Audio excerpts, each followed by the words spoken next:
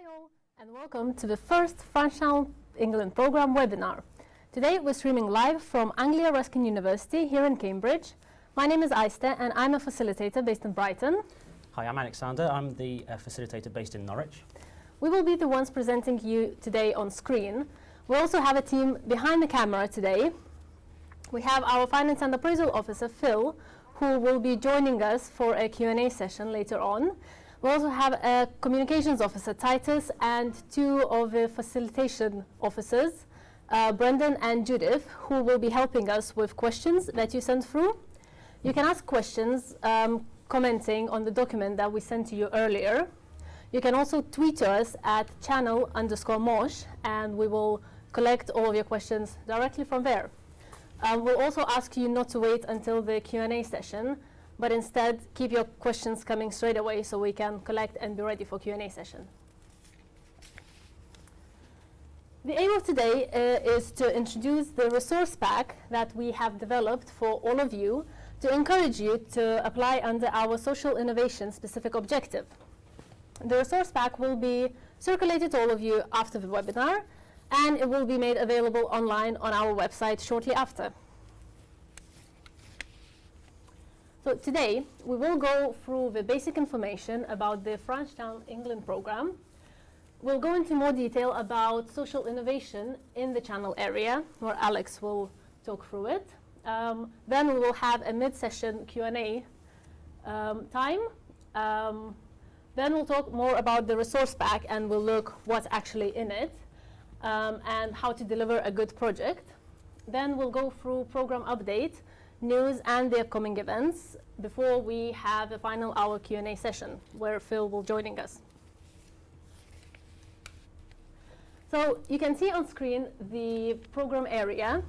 The eligible program area is marked in yellow and it stretches on either side of the English Channel. It goes from Norfolk to Cornwall on the English side and from Finistère to Pas-de-Calais on the French side.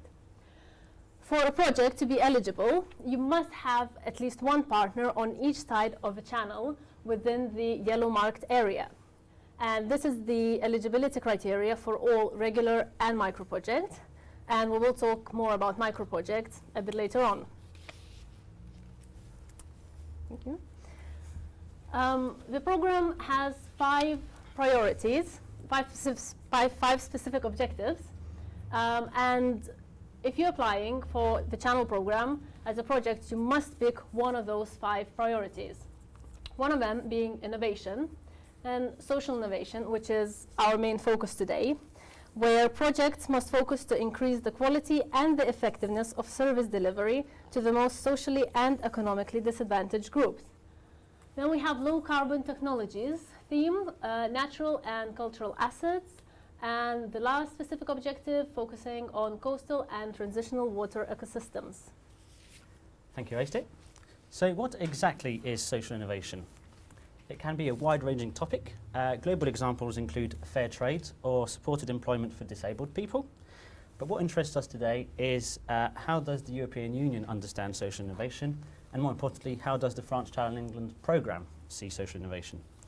So to understand how the EU sees social innovation, you will be able to download the Guide to Social Innovation from the EU Commission from our website, which will be in the downloadable sections from tomorrow, along with all the documents from this webinar. So the European Commission defines social innovation as new ideas that meet social needs, create social relationships, and form new collaborations. These innovations can be products, services, or models, and need to address unmet needs more effectively. So the European Commission's objective is to encourage market uptake of innovative solutions and to stimulate employment. Market uptake and stimulating employment are important parts because, from the European point of view, the aim of social innovation is to promote social innovation as a source of growth and jobs, to share information about social innovation across Europe, and to support innovative entrepreneurs and mobilize investors and public organizations. So with this in mind, our programme has taken a territorial approach to social innovation. A strength, weaknesses, opportunities and threats analysis was carried out on the FCE area, which helped to identify 2 main challenges. These challenges will be available in the resource pack on page 6. They cover the challenges identified in local areas from the questionnaire we sent through to you prior to this webinar. You don't have to mention these in the Phase 1 application form, but we do expect you to keep these in mind in the intervention logic, and you will need to prove how you meet these in the Phase 2 application form. With this in mind, the programme has also decided to use cross-border cooperation to develop new systems and services to support these two target groups, those furthest from the labour market and the ageing population. A target group are those who will use your service or your product. They will be the centre of your project, and we will measure the effectiveness and the impact of your project on this target group of people. If you focus on those furthest from the labour market, you need to define how they are the furthest from the labour market and what demographic group you are targeting. It's important to focus on the demographic group and not the geographic area in which that demographic group is located. As I mentioned, one of the requirements is to deliver specific and measurable change, and in order to do so, each specific objective has a result indicator and several output indicators. You'll be able to see those on page 14 of the resource pack in the Q&A section. The one result indicator for social innovation is the level of quality and effectiveness of the service provided to disadvantaged people or groups. This is a qualitative measurement. Your project will need to ensure that it will support an increase in the value of the result indicator. By output, we mean what is actually realised by your project. An easy mistake is to think that a deliverable is an output. However, a deliverable will be the steps that will lead you to your output. Outputs, for example, are a new service or a new product. Each output is linked to an indicator that demonstrates consideration taken towards sustainability after the project. There are several output indicators per specific objective, and for social innovation there are 4. So there's 2 on screen at the moment. The first one is about the number of participants in projects. By this we mean the number of people from the 2 target groups that we mentioned earlier, so how many will be reached by the project. The second is a number of skills development training for disadvantaged people. Here we expect to see the number of training schemes throughout the project period, which usually contributes to the social service you are improving or developing. The third is a number of institutions, public or private, engaged in delivering social innovation solutions to increase the quality and effectiveness of service delivery to the most socially and economically disadvantaged groups. By this we mean all project partners and beneficiaries. We are looking for a sentence along the lines of X partners involved in delivering X solution. The fourth is the number of socially innovative services designed. It is reasonable to think that your project will develop only one innovative service. You can find all of these and also examples of types of actions we expect to see in your application forms on pages 5 to 7 of the guidance note 2, which is called Project Idea Generation. It's also in the downloadable section of the website. Very handy place to go. To go beyond the original analysis we performed, we decided to get feedback from you, the organisations involved in social innovation on the ground. We've gathered all of these in Annex 1 that you'll be able to see after the webinar, and highlighted some of the key regional needs identified by yourselves.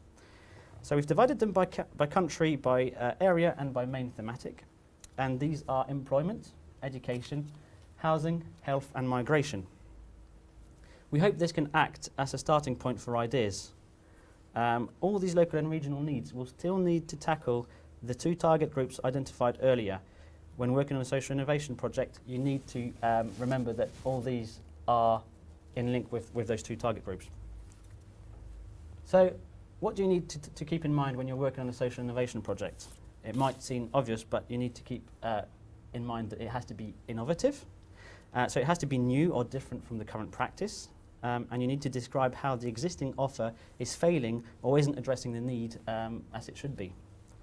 Your project will have to have an objective, and that objective needs to be to resolve a problem.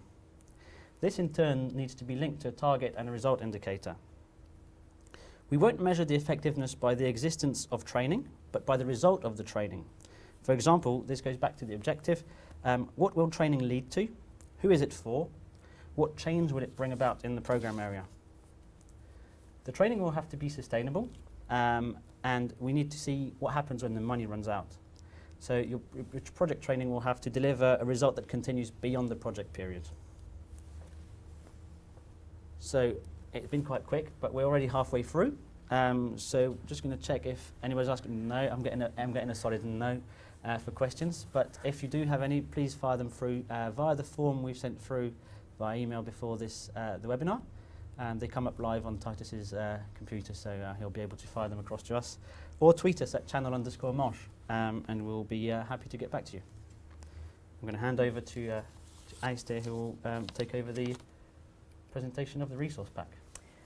So, as I mentioned before, this is the resource pack that we have developed for organizations wanting to apply under social innovation specific objective.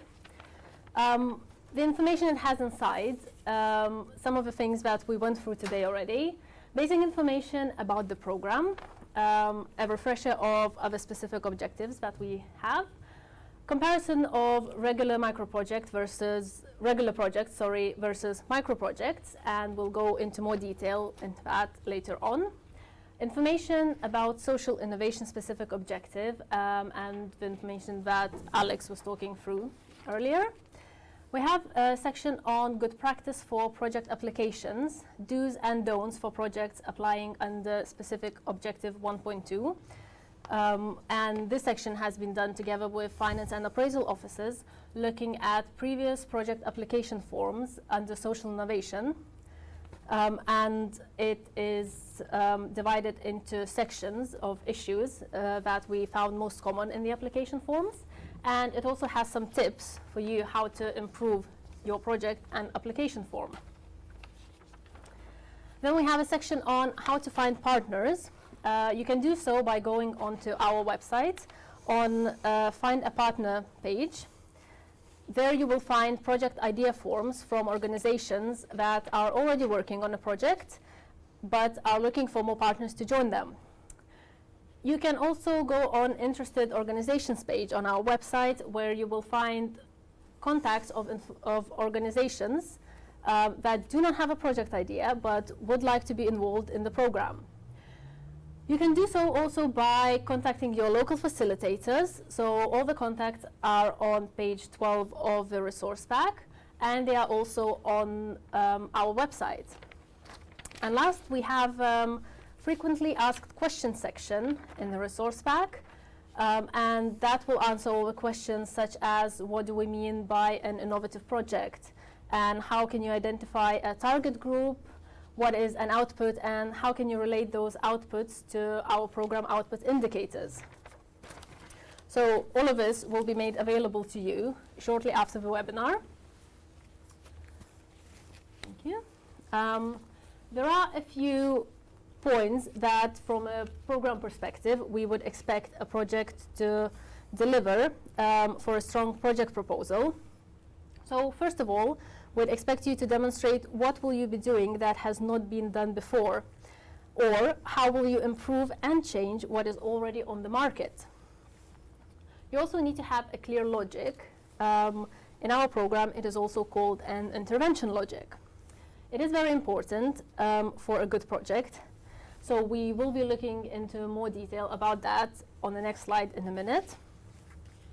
Cross-border cooperation, as you can imagine, very important for a cross-border program, where you need to explain why you cannot do a project without collaboration with other organizations from the other side of the channel. You need to be creating a strong partnership, where each partner needs to bring valuable expertise and experience to the project. We would very much advise you to do your research, so you need to look back what has already been done and what is not working. You need to look forward, where will your project be by the end of it, and where will it be 5 years after it has ended. We also would strongly advise you to contact your local facilitator as soon as you have a project idea or as soon as you start working on a project development. So we're going back to the intervention logic now. So your project idea needs to start with defining what are the common needs in the area. Those needs should be specific to your project and should also reflect demand for it. Then you will define your project objectives and results. What do you want to change? how will things be different, and what will be the impact of it. Then you will define your project outputs in line with the program output indicators. What do you need to deliver to obtain the change you defined previously, and how will result of a project deliver against the wider program objective? Then you go on explaining how will you do that, what will be the activities, and what resources you need to achieve this, which means you have to plan your budget and you need to develop a work plan. So this is what we call an intervention logic for a project.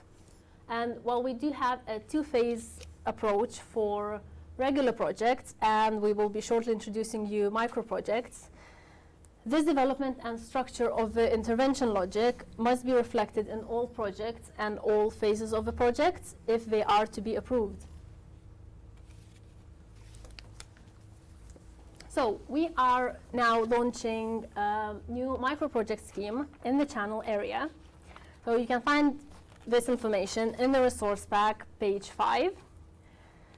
Compared to regular projects, micro-projects will have a higher intervention rate of 80%.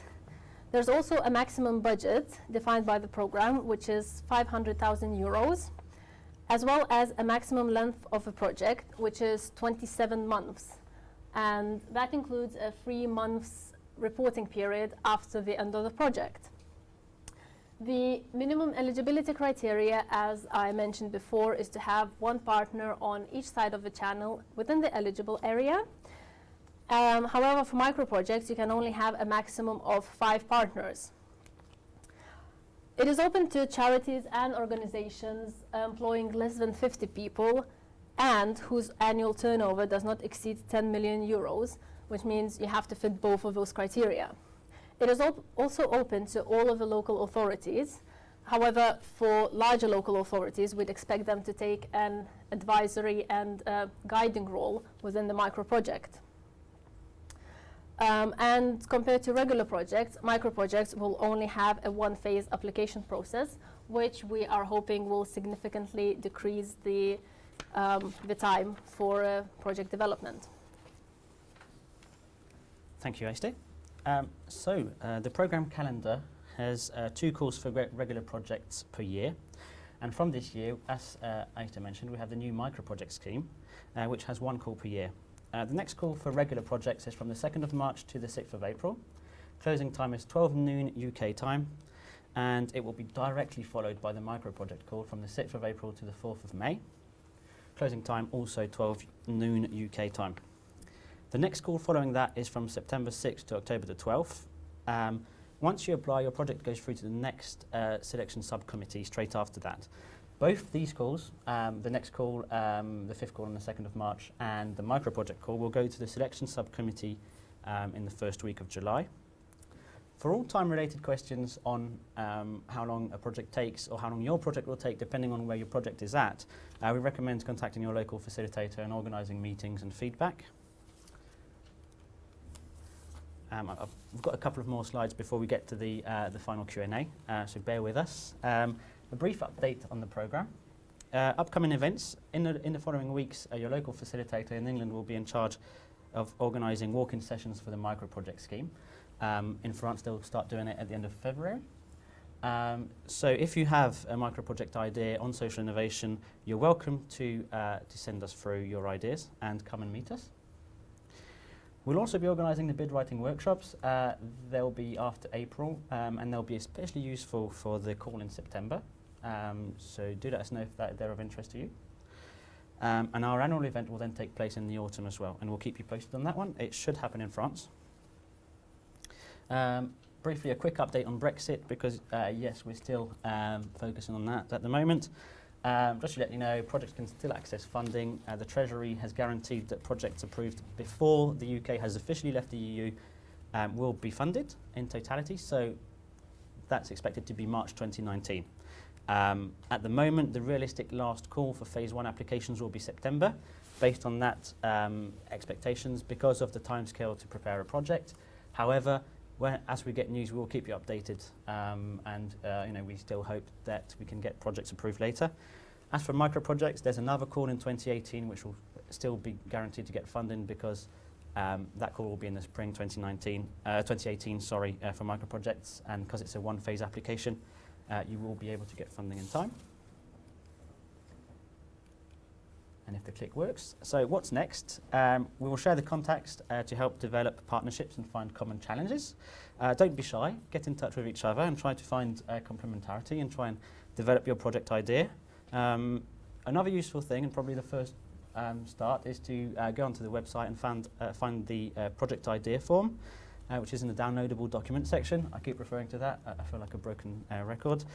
You can get in touch with your local facilitator after that and get the ball rolling and start your project idea. You can also keep in touch with us at any time on Twitter at channel_Manche, which is a lot busier now. We've got a great comms officer, Titus, looking after it. So he'll be able to send you directly to the best facilitator, depending on where you're based. You can also contact us via the website. There's all our contact details on there, and there's all the useful information. I recommend reading through it. It's very useful. Or you can email the programme directly at interregv@norfolk.gov.uk, or via LinkedIn by searching for Interreg 5A, with the 5 being the Roman V. We've now reached the Q&A session, so I'm going to ask Phil, our Finance and Appraisal Officer, to come and join us. And our team is busy scribbling down the questions for us, so just bear with us while they join us. And yeah, just to remind you, keep sending us your questions. They're live and they'll keep bringing them on, so you might see guest appearances from other colleagues as we go along, and hope you keep us busy for the next 5-10 minutes.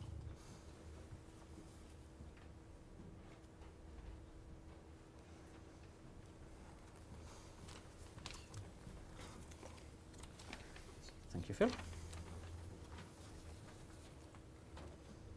Okay, well, first of all, thank you very much, Oyster and Alex.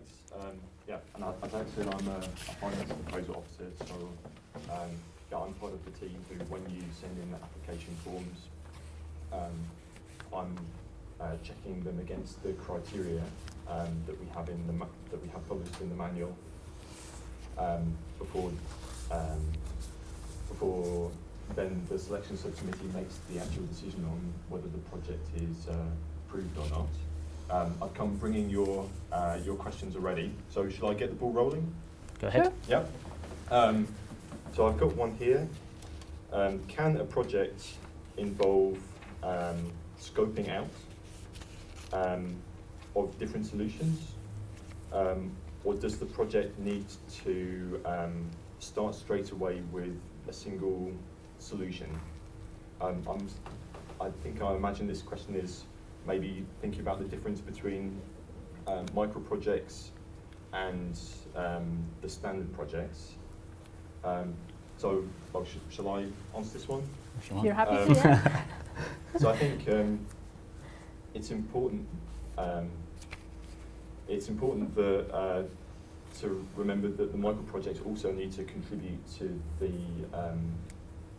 the output indicators. So your project, whether it's a normal project or a micro project, it will only be approved if we see that it is delivering at least one of the output indicators which Alex showed in the presentation. So I think at the same time, we realise that the budget for the micro project is smaller than normal projects, and also the amount of time. So we will take this into account when we're assessing your application form, and then this will also be what the committee will be thinking about as well. Okay. Anything to add there, or shall we move on to the next question? Move on to the next question. Move on, Alex? Okay. I've got a question here. How do you define local authorities, and what do you mean by advisory role? Anyone want to go for it? Well, I can jump in with the local authorities. So, at least on the English side, all local authorities are eligible in micro projects. So that's something to make clear. And then, with the advisory role?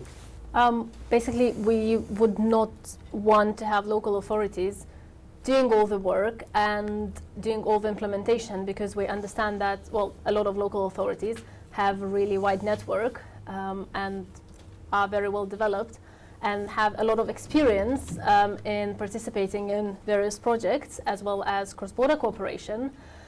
However, for micro projects, the idea is to push small organizations, charities, and small and medium enterprises to participate within the program, because very often they are not capable of doing that because of the administrative burden with regular projects.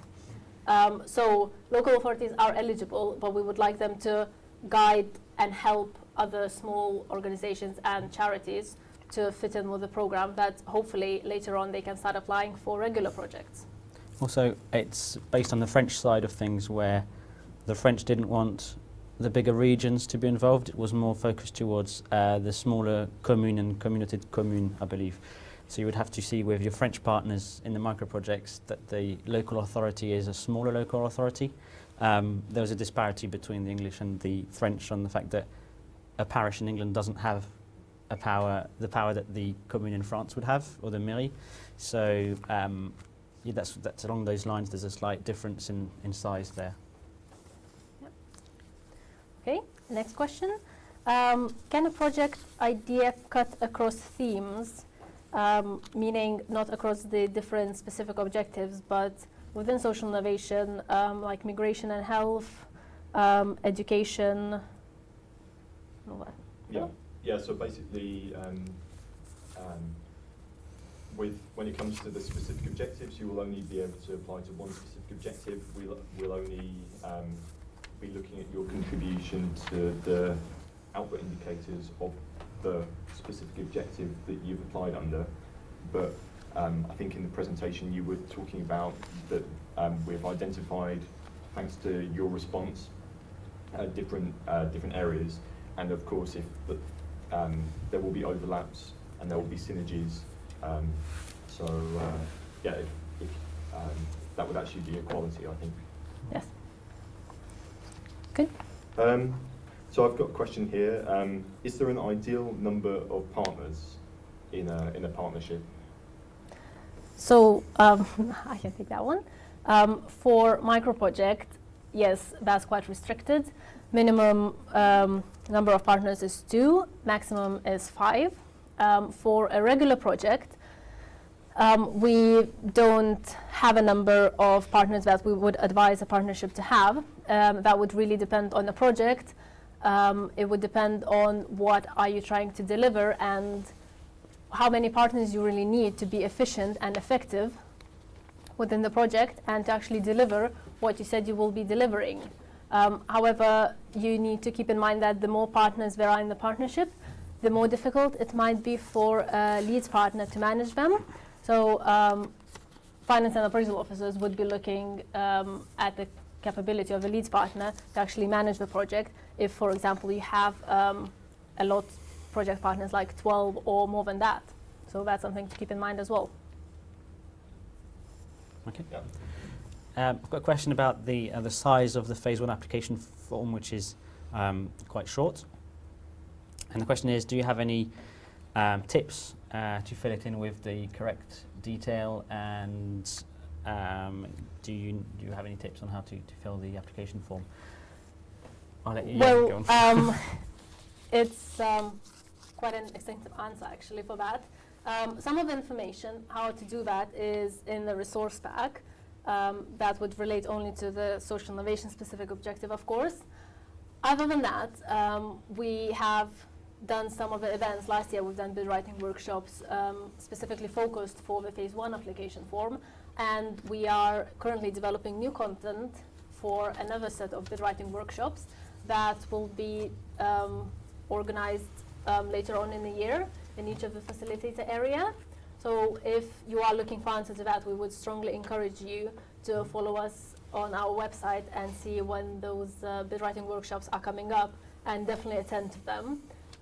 Also, you can contact your local facilitator, because it's easier to give an advice if it's focused on your specific idea, project idea. The advice how to fill it in is also in the application form, so you can have a look. There is general questions, what we would expect a project to answer. But if you want a more focused answer, definitely just get in touch with us and we'll walk you through it. Yeah, I think just to add to that, we've seen from our experience of other calls the projects that have that complete the application form most successfully are the ones that have got in touch with their facilitators the earliest. So as soon as you have an idea, then please get in touch with these guys. They really are there to help you. They will give you feedback on as many versions of the application form that they can, and and it will help you to apply successfully. And I think another thing to mention is the intervention logic. If you follow that, then you shouldn't have any problems filling in the application form, and you would actually develop a very strong one. Awesome. Yes. So we have a question about the date that the micro project submitted in the next call would go to the selection subcommittee. And I do have an answer straight away. We have a next selection subcommittee on the 5th of July. And that's where the micro projects would go to for approval. Yeah, and well, similar question. Is there a chance of a second micro project call? Yes, is the answer to that question. Yes, I briefly mentioned it. But yeah. So what we're looking at the moment is there will be a call for projects April, May time. There will be another one in September, October. The one in September, October, that would just be for the normal projects. But there will be another call for micro projects in April, May 2018 as well. I've got another question on dates. Just keep it going. Confirming the dates for the September second call this year, which is on the website. You'll find it under news and events. It's the 6th call, and the dates are 6th of September to 12th of October. So yeah, the deadline is 12th of October. So it gives you quite a bit of time to get your phase 1 done and contact your local facilitator now, and we can get a strong phase 1 together. I'm just going to jump on another question. Okay, I've got a quick one here. So, do you organise any forums to find partners? Not as such, but we have a find a partner section on the website, and we do circulate. So we've got a facilitator in each region. We've got 4 in England, and we've got 3 at the moment, but there's going to be 4 in France as well to cover the whole region. And we circulate projects amongst our networks and partners. So we're here to help for that. And you can also fill in a form, and we can put you on the interested partner search on the website. Yep. Do you want to add anything? No, I think that covers. Okay. Okay. Another question about partners and partnership. If it is possible in the channel program to have an observer partners. So I think perhaps the person who asked that question, they're familiar with other Interreg programs like 2Cs, where I think there is an official status as an observer partner. So this status doesn't exist in the France Channel England program. However, you don't. If you've got partners, if you've got organisations that don't want to be involved as actual partners, but for example, it might be useful for them to participate in a project steering group, then that would be seen. Well, that would be fine. And in fact, particularly in this specific objective, it can be useful to have a project steering group that just helps to feed all of the results of the projects as it's happening to the stakeholders that will then make use of the results to implement the services. And also it means that the project is always keeping in mind the developments in the field, because obviously the application form is written in a certain time, but the sector doesn't stand still while the project is taking place. So if you've got those links with the wider sector through a project steering group, then that can be good practice actually in specific objective 1.2. I think it also helps to have observers or stakeholders being interested in the uptake in the sustainability part as well. So if you have letters of intent or support from people that you can add to the application form as annexes, it's also interesting. That would be more at phase 2, but it's interesting to have people that are there to take up the project after the end of the project period, to keep it up afterwards. Okay, I've got a question here. Is the channel programme expected to go on for another 7 years between 2020 and 2027? So basically, all across all Interreg programmes at the moment, now is the beginning of the time when discussions are taking place about what is going to happen next. For those of you that don't know, the Commission budget is agreed on cycles, and so the programming period is up until 2020, and it's at this kind of point where the lessons learned and the planning for what will happen next starts to take place. Obviously, it's a peculiar situation that we have in the UK, and so maybe different kinds of discussions are taking place. But yeah, we will give you news about that when we have it. Just to reiterate what Alex said in the presentation, there are things that we do know and that are guaranteed. What is guaranteed is that project funding is available to all projects that are approved and have their grant offer letter signed before March 2019. If you're a standard project, to be sure of getting your grant offer letter signed before that date, get your application to us by the September-October call 2017. If you're a micro project, then you've got the opportunity to apply in 2018 in April-March, and if you're approved, be guaranteed to have your grant offer letter signed. There may be more opportunities. We don't know about this at the moment, but this is what is guaranteed at the moment. Okay. I have a question for you, Phil. Okay. All right. Okay. Yep. Sorry, I'm targeting you straight away.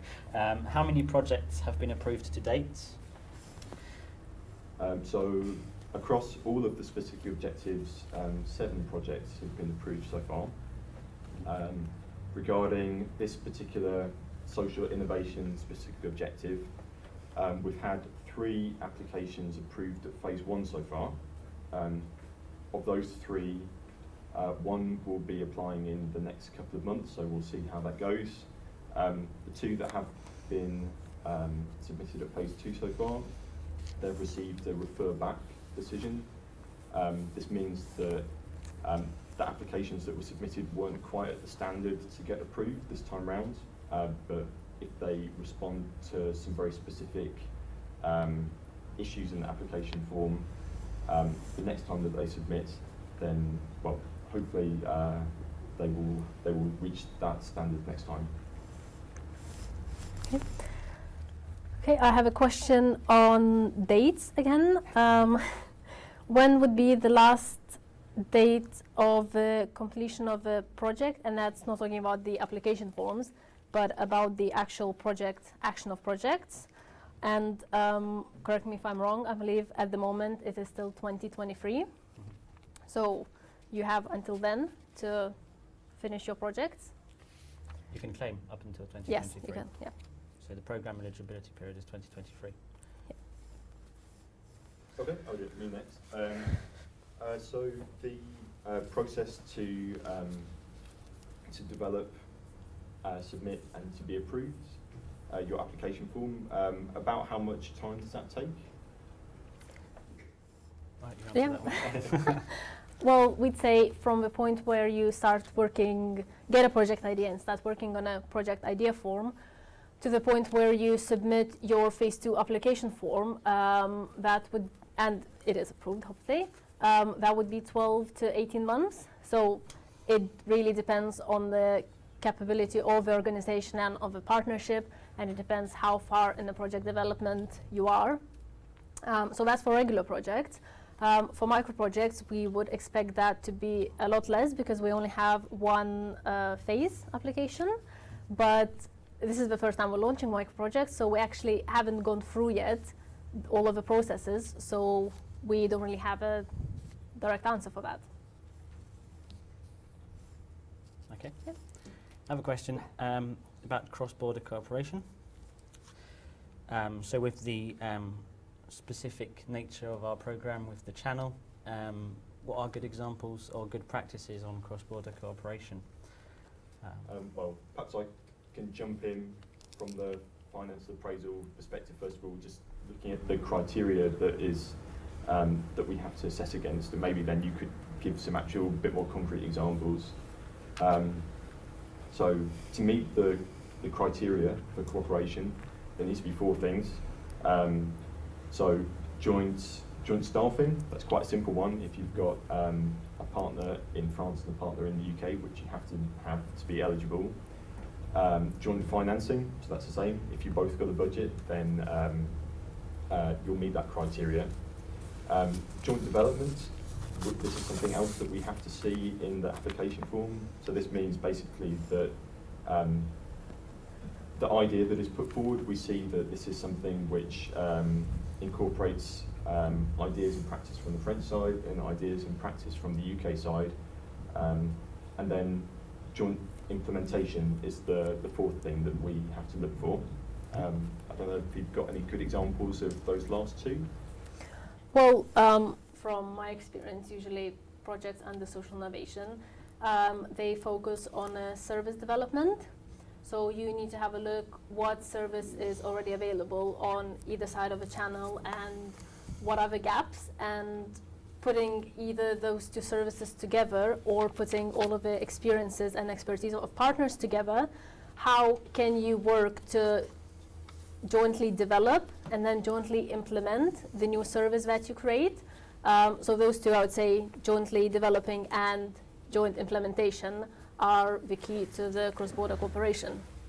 I think when establishing your initial idea, it's important to take the approach that when you're implementing or developing an idea, you can't do it without the French partners. You have to establish the need for cross-border cooperation. So there's an expertise in France. I'll give you well, for example, there's an expertise in Brittany about social innovation, and you want to do an implementation in Cornwall. There's partners in Cornwall that have their expertise, but they can't do the innovative service that the project wants to deliver without the expertise of the French, and they both put their expertise together to do that implementation in Cornwall. And I think that's the kind of example you have to. That need there is important. Yes, I do have a question. So that's actually coming back to Brexit and what we've been talking about Brexit before. In the statement from the government, there has been mention of value for money. And I guess the question is, how does that come into our program, and if that changes anything actually? Well, as far as I know, we've always had this section. Value for money has always been important and has been one of the focuses since the very start of the program. From finance and appraisal point of view, how do you appraise it? The technical recommendation based on the criteria that we use is exactly the same. It's always been something that's been, you have always needed to demonstrate that your project delivers value for money to have a good chance of being approved. Great. I think so far it's possibly our last question. I don't know if they're keep them coming if you've got loads of questions. This question is, what is the project time frame? Is it 3 years, 5 years? I assume from the few words here, it's how long does a project usually last for? I mean, the micro project is set to 27 months maximum.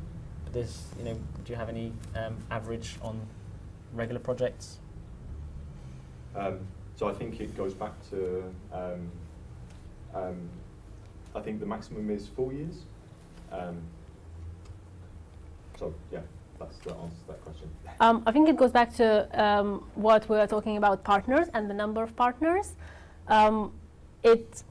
depends really how long do you need to achieve what you said you will be achieving, and how far in the development are you, and if there are already research done previously that you can use that will help to kick off your project quicker, or if that kind of initial thing has to be done once you start the project. And of course it depends what is it that you're doing within the project.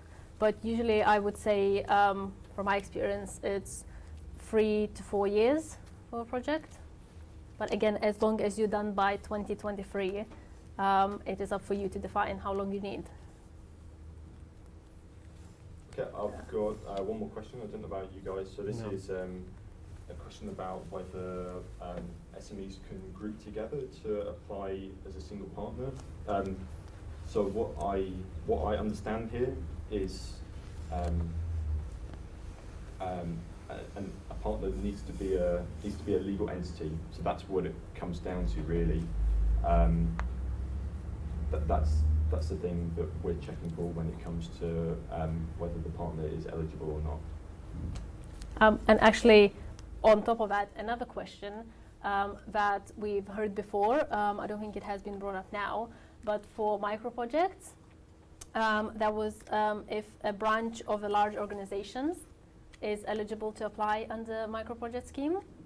And I think it goes back to what you said, that as long as it's a separate legal entity, then it's fine and it counts as a separate organization. Is that correct? Yeah, well I think this question is particularly related to, because in micro projects, there's a rule that the organisation needs to, if it's not a local authority, the organisation needs to have less than 50 staff members and have a turnover of less than 10 million euros per year. For example, if you're a large national charity which has got much bigger budget than that and much bigger staff members, then a local branch of the charity could potentially be a partner in a micro project, provided that that local branch is a separate legal entity and that local branch complies with the staff limit and the annual turnover limit. Is that the questions? No. I've just got just a few more to close off with. So I've got a question here about is there a space to share ideas? I think this was covered earlier, but just to add that for those of you who wish, we can send the addresses, the email addresses of people who participated in this webinar. We can circulate that among the others to kickstart some project ideas. And then secondly, I've got a question here, which is, will the webinar be available to download after it's finished?